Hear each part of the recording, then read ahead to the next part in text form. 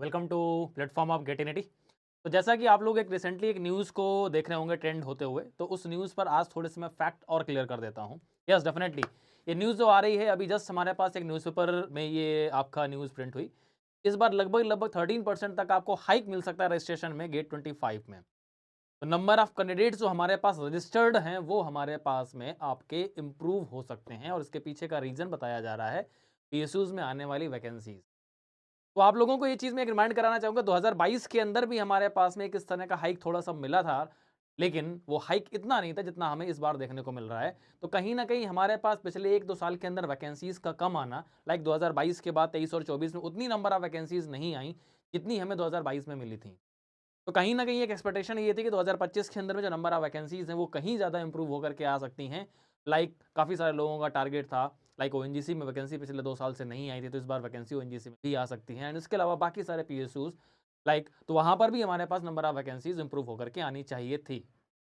लेकिन ये जो हमारे पास रजिस्ट्रेशंस थे, ये हुए थे हमारे पास सितंबर में। लाइक गेट का जो फॉर्म हमारे पास फिलअप किया जाता है, वो फिलअप किया था सितंबर में। तब तक हमारे पास इस तरह का कोई भी न्यूज़ नहीं था कि इस बार मैक्सिमम पीएसयूज़ अपना खुद का रिक्रूटमेंट एग्ज़ाम कराने वाले।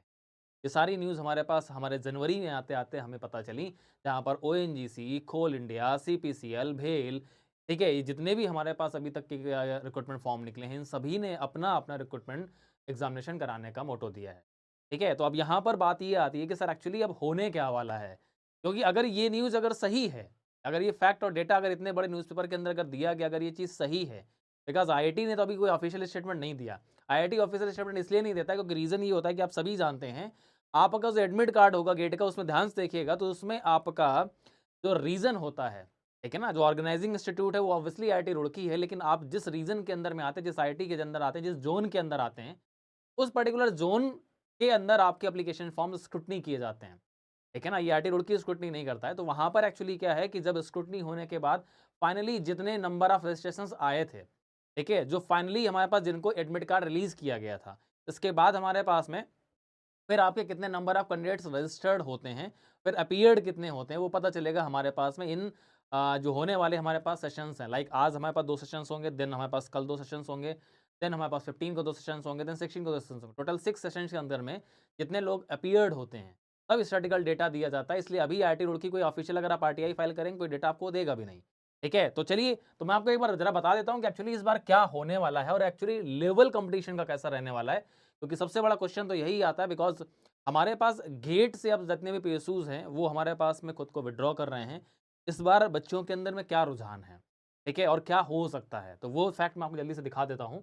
तो यहाँ पर हमारे पास में इस न्यूज़ के बाद अगर मैं आपसे बात कर रहा हूँ, तो हमारे पास लास्ट ईयर तक का डेटा अगर मैं आपको शो करता हूँ।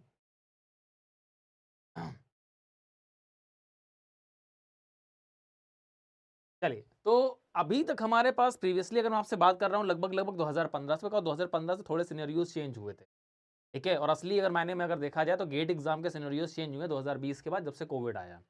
बिकॉज़ नंबर ऑफ कंटेंट आपके पास ऑनलाइन अवेलेबल है, पहले से सारी चीज़ें जो है ना एक ऑफ़लाइन मीडियम में प्लेटफ़ॉर्म से आपको मिलती थी। तो वहाँ पर थोड़ा-सा जो है ना कॉम्पिटिशन का लेवल थोड़ा-सा डाउन था।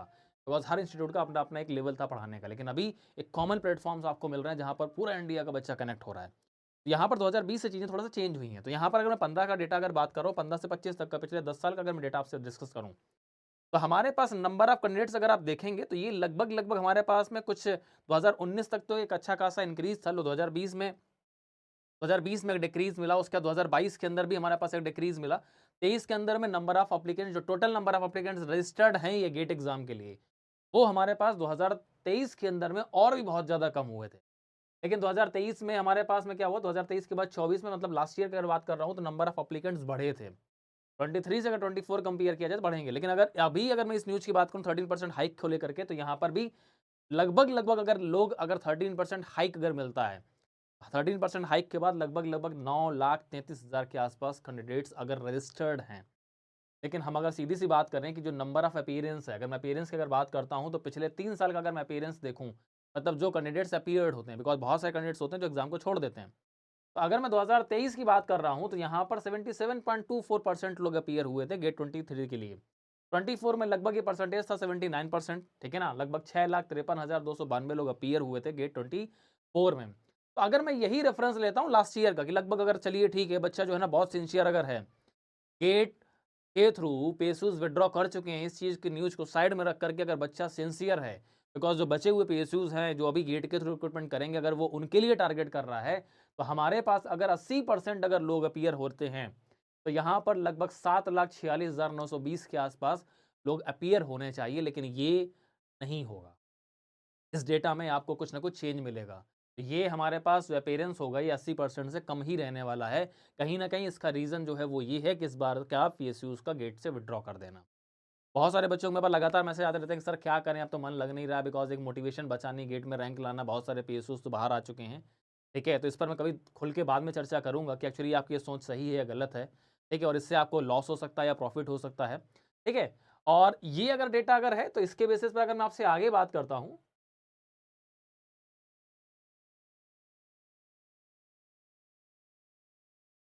हाँ, तो ये मैंने आपको बता दिया।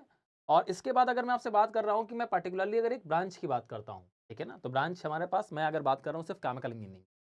केमिकल इंजीनियरिंग में अगर मैं बात कर रहा हूँ 2015, 2021, 22, 23, 24 की बात कर रहा हूँ, तो इन ईयर्स के अंदर अगर देखा जाए तो टोटल नंबर ऑफ जो रजिस्टर्ड कैंडिडेट हैं, वो हमारे पास लगातार डिक्रीज़ हुए हैं, ठीक है ना? 2015 में लगभग 19,000 थे, 2021 में 21,000 लोग रजिस्टर्ड थे, 22 में 19,000, 23 में 16,491 और 24 में थोड़ा-सा ये परसेंटेज बढ़ा था।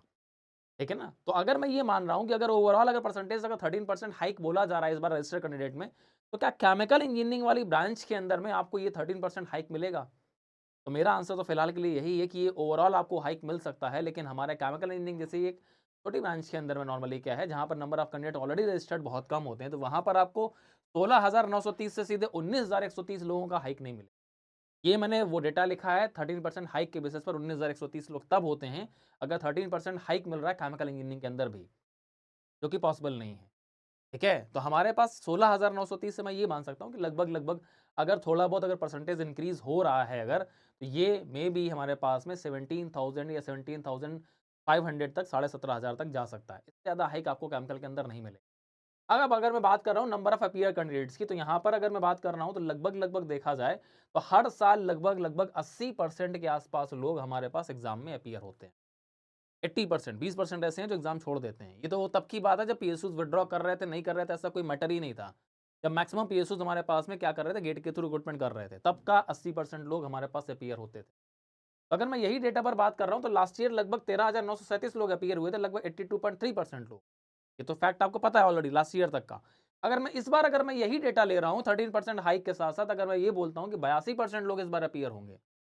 ठीक है? पिछले बार का रेफरेंस लेकर के तो लगभग 15,687 लोग अपीयर होने चाहिए, लेकिन ये भी आप सब जानते हैं कि अगर ये हाइक मैं कंसीडर कर भी रहा हूँ, तब भी इतने लोग गेट एग्ज़ाम केमिकल इंजीनियरिंग के लिए अपीयर नहीं हों। तो ये हमारे पास 13,937 से मे भी हो सकता है कि 14,000 के आसपास अप्रॉक्सिमेटली लोग हमारे पास अपीयर होंगे, क्योंकि रीज़न ये है कि इस बार सबसे बड़ा इम्पैक्ट डालने वाला है हमारा पीएसयूज़ का विथड्रॉ कर देना। ठीक है ना? तो यहाँ से भी काफ़ी सारे बच्चों का पहले भी एक्चुअली वो होते थे ना जो मैदान छोड़ के भागते थे, उसके साथ-साथ इस बार पीएसयू का विथड्रॉ करने से भी जिनका थोड़ा बहुत प्रिपरेशन था ना कि चलो गेट दे लेते हैं, आईआईटी ही मिल जाएगा, तो वो क्या है अब उनका भी विथड्रॉ करना लगभग-लगभग तय हो रहा है गेट एग्ज़ाम से, ठीक है?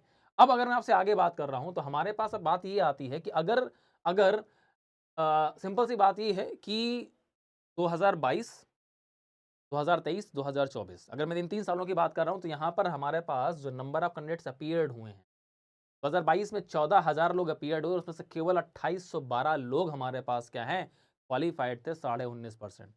आज इस स्लाइड का डेटा आपको बहुत ज़्यादा शॉक करने वाला है, क्योंकि रीज़न ये है, अगर मैं 2023 की बात कर रहा हूँ, 13,607 लोग अपीयर हुए, उसमें 2732 लगभग 20%।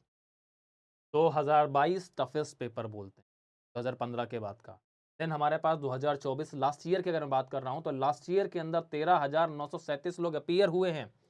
1933 लोग मात्र क्वालिफाइड हुए हैं। जो क्वालिफाइंग परसेंटेज है वो धड़ाम से आके नीचे गिरा है केमिकल इंजीनियरिंग के अंदर, मात्र 13.8% लोग क्वालिफाइड हुए हैं। आज तक कभी इतना डाउन परसेंटेज नहीं गया क्वालिफाइड का, हमेशा 18, 19, 20% के आसपास रहता है। ठीक है, तो ये जो फॉल आपको दिख रहा है 13.8%, ये 2024 का क्वेश्चन पेपर का लेवल आप बोल सकते हैं। अब 2025 की अगर मैं बात कर रहा हूँ कि सपोज मान लीजिए हमारे पास हाइक अगर मिल रहा है, तो नंबर ऑफ कैंडिडेट्स अगर अपीयर्ड बढ़ जाते हैं, जो कि होने नहीं वाला है, तो 14,200 लोग अगर अपीयर होते हैं तो लगभग 2840 लोग, अगर मैं यही मान के चलूँ कि 20% लोग क्या होंगे, क्वालिफाइड होंगे। बिकॉज़ क्वालिफाइड परसेंटेज का हम बात नहीं कर सकते जब तक क्वेश्चन पेपर दिख ना जाए सामने। लेकिन मैं प्रीवियस डेटा के बेसिस पे अगर बात करता हूँ कि चलिए 20% लोग अगर क्वालिफाइड होते हैं तो भी 2840 लोग हमारे पास यहाँ पर क्वालिफाइड होने चाहिए। ठीक है ना? जबकि इतना पॉसिबल नहीं।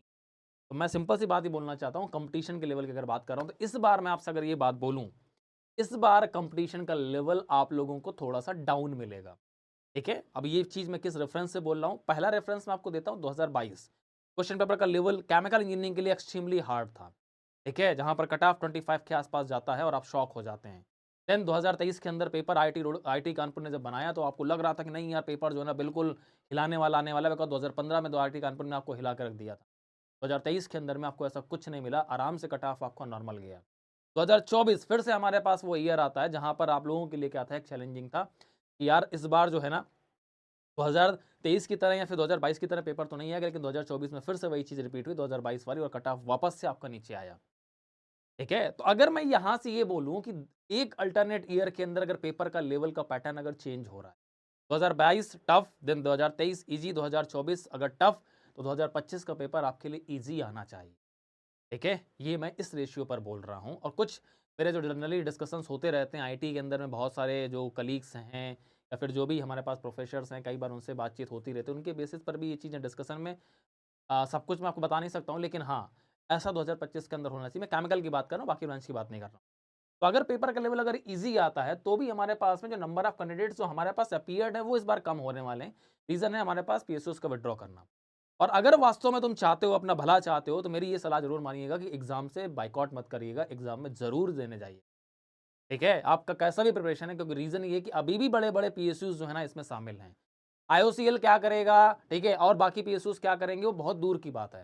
क्योंकि रीज़न ये है कि गेट के अराउंड ही सारे पीएसयूज़ घूमते हैं। अगर गेट को क्वालीफाई करने की कैपेबिलिटी तुम्हारे अंदर है, तो बाकी सारे पीएसयूज़ आपके लिए ऐसे क्वालीफाई होंगे। ठीक है? क्योंकि आप देख रहे हैं सारे के सारे जितने पीएसयूज़ हैं, सबका रिटन का सिलेबस गेट का सिलेबस। ठीक है? तो यहाँ से आपके अंदर एक कॉन्फिडेंस आएगा। तो आपके लिए सिर्फ़ एक चीज़ है कि अगर आप वर्ल्ड कप में शामिल होना चाहते हैं, वर्ल्ड कप की टीम में शामिल होना चाहते हैं, उसके लिए ज़रूरी है कि आप रणजी अंडर 19 में जो है ना टॉप परफ़ॉर्म करिए। तब आपका वर्ल्ड कप में सिलेक्शन हो। सिंपल सी बात ये है कि अगर आप गेट को अंडर 19 या रणजी बोल रहे हैं, तो पहली बात तो ये सोच गलत है। अगर आप ऐसा सोच रहे हैं कि बिकॉज़ आपके लिए पीएसयू का एग्ज़ाम ज़्यादा हाई आपके लिए एप्रिशिएटिंग है, गेट को आप साइड कर रहे हैं, तो ये गलती कर रहे हैं आप। क्योंकि रीज़न ये है कि गेट से ही आपके बाकी सारे क्या हैं, रास्ते खुलने वाले हैं। अगर गेट अगर आपका अच्छा जाता है, तो वहाँ पर आपके बाकी एग्ज़ाम्स के अंदर सिर्फ़ एक सेक्शन आपको रेडी करना है, और वो है नॉन टेक। ठीक है? आप उसको आराम से रेडी कर सकते हैं। फिर आपके लिए टेक्निकल सेक्शन इसलिए चैलेंजिंग नहीं, अगर आप यहाँ अच्छा परफ़ॉर्म करते हैं। ये मेरी सलाह ज़रूर मानिएगा। ये है हमारा फैक्ट। लास्ट ईयर का परसेंटेज आपको शॉक करता है, 13.8% मात्र क्वालिफाइंग रेशियो। ठीक है? तो इस बार ऐसा कुछ ना होने पाए, इसलिए अभी भी आपके पास 15 दिन का जो टाइम बचा हुआ है, इसमें जी-जान लगा दीजिए। ठीक है? क्वालीफाई करना आपके लिए गेट एग्ज़ाम बहुत आसान है, सिर्फ़ मैथ एप्टी पर पहले फ़ोकस करिए, और जो भी आपके कुछ बड़े सब्जेक्ट्स हैं, उन पर कुछ फ़ोकस। ठीक है? तो ये मैं आपको डेटा रिवील कर रहा था आपका, जो हमारे पास रिसेंट एक न्यूज़ ट्रेंड हो रही है, और प्रीवियस ईयर के कुछ फैक्ट्स के बेसिस। ठीक है? बाकी आपकी क्या राय है इस विषय पर, कमेंट बॉक्स में ज़रूर बताइए, और आपके जो भी डाउट्स हैं, वो भी आप कमेंट बॉक्स में कर सकते हैं। आप सभी के लिए, आपके इस गेट एग्ज़ाम के लिए, आने वाले गेट एग्ज़ाम के लिए ऑल द बेस्ट। मस्त रहिए, स्वस्थ रहिए। फैक्ट्स एंड डेटा की चिंता बिल्कुल मत करिए। आप जिस चीज़ के लिए फ़ोकस थे, उस चीज़ पर फ़ोकस रहिए। ठीक है? बिकॉज़ यू नेवर नो कब क्या हो सकता है। और बाकी ऐसे बहुत सारे अपडेट्स के लिए चैनल को सब्सक्राइब कर लीजिए। मिलते हैं आपसे एक नए वीडियो में, एक नई इन्फॉर्मेशन के साथ। तब तक आप सभी को good bye, thank you, best of luck.